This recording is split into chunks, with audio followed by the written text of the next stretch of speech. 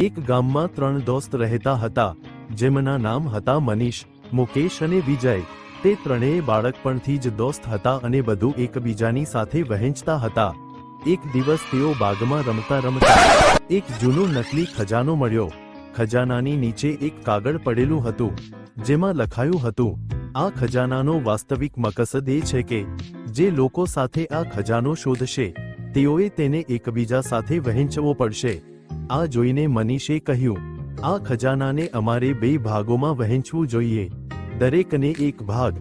મુકેશે જવાબ આપ્યો, હું માનતો નથી, આ ખજાનામાં શ્રેષ્ઠ ભાગ તો હું લઈશ। આ વિજયને ઠંડુ ચિક્કાર કર્યું અને તે કહ્યું, હવે શું કરવું? આપણે સાથે મળીને આ ખજાનો કેવી રીતે વહેંચીશું? તેના બાદ મનીષ અને મુકેશ વચ્ચે એક વિવાદ શરૂ થયો।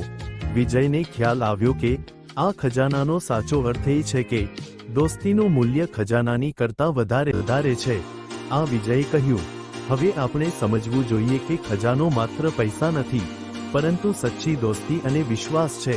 તે પછી તે ત્રણેય દોસ્તો એકઠા થયા અને ખજાનો એકબીજાને વહેંચી દીધો, અને આખરે તેઓએ સમજ્યું કે સાચી દોસ્તી એ ખજાનાથી વધારે કિંમતી હોય છે।